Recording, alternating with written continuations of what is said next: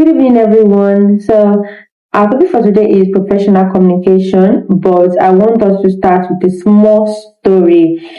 Yeah, so imagine two vendors side by side selling the exact same jollof rice, same recipe, same price, but one vendor is warm, she greets you, she remembers your name, the other just hands you the food without looking up. Which one are you going back to next week? Obviously, the warm one. Even though the food is identical, that's the whole secret of this module. In customer support, you are often selling the same thing another agent could give, the same refund, the same fix. But what separates a five-star review from a complaint is not what you said, it is how you said it. So you are going to learn how to become that warm vendor in writing, on the phone, everywhere. These are the 5 principles you must understand. The first one is clarity. Simple words, one idea at a time. Let's say you go to a restaurant now, yeah, and then you ask for something. So the waiter now says, okay, your order has been processed subject to verification of availability. That's confusing. But you go to another restaurant and the response you got is, okay, we got your order, we're checking if you have everything, I'll update you in the next few minutes. That's clarity. Something simple, something easy to understand. The second thing I want you to understand, the second principle is politeness. Not agreeing to everything, saying no with care. Let's say you ask a waiter for extra pepper. So instead of the waiter to say flatly that, okay, that's not possible, we don't have. He says, oh, I can't bring it on the side, but I can ask the kitchen to make your next plate spicier, right? So that's like no, but it's not like something that's like a wall. It shows care.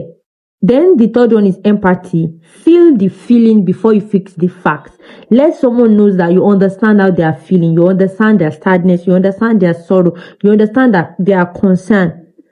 Let them think that, okay, you understand them. You know how they feel before you can even solve or settle their issue. Then number 4 is accuracy. Don't guess. No matter what it is, don't guess. Check for fact first.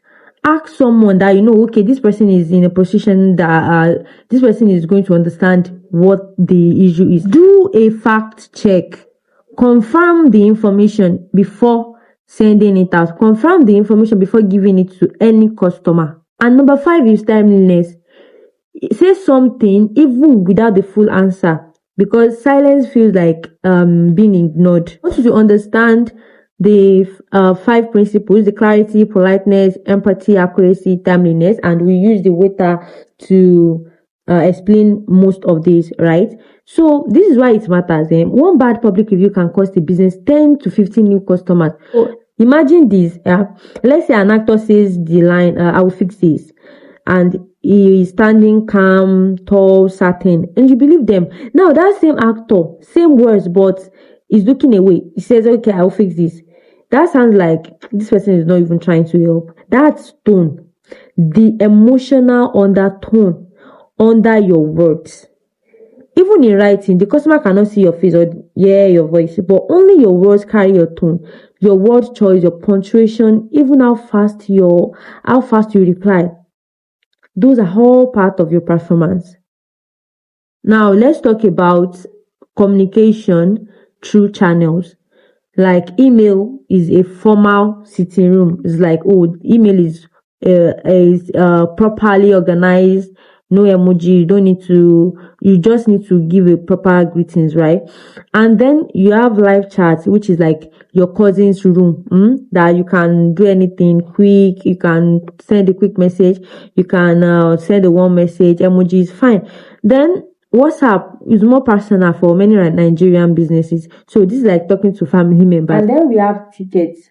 Those ones are like filing room. Those ones are like office, right? If you talk the same way in every room, watch how you sound so unprofessional. So you need to master all 4, and you instantly sound more skilled than 90% of people doing this job. Think about preparing for a job interview. You research the company first, right? They are not just going to show up. So same thing with support call. Before the call, check the customer's history. Don't make them repeat their whole story. And then during the call, listen more than you talk. Repeat back what you heard. So if you understand correctly, you will let them know. If you don't, you let them know. Like, so if I understand correctly, your order arrived damaged and you would like a replacement. Is that right? And when you are closing the call, make sure you have a clear summary, like a good interview ending with this is what happens next. So you can also say, okay, if I understand correctly, your order arrived damaged and you would like a replacement. Is that right? If you are closing the call, a clear summary, like a good interview ending with, okay, this is what happens next. I'm sending instruction by email, so you try them and I'll follow up on Friday. After the call, write it down immediately before you forget. Then let me explain the 4-step flow you must also know. Prepare, listen, close, document. That is your entire phone support process. One more thing, if you don't know the answer, don't fake it though. Just like in an interview, a confident, wrong answer destroys trust faster than an honest one. If you are not sure, tell them, let me find out and get back to you. Imagine a small fire. Skilled firefighters are not just going to throw water immediately. They'll figure out what kind of fire it is first.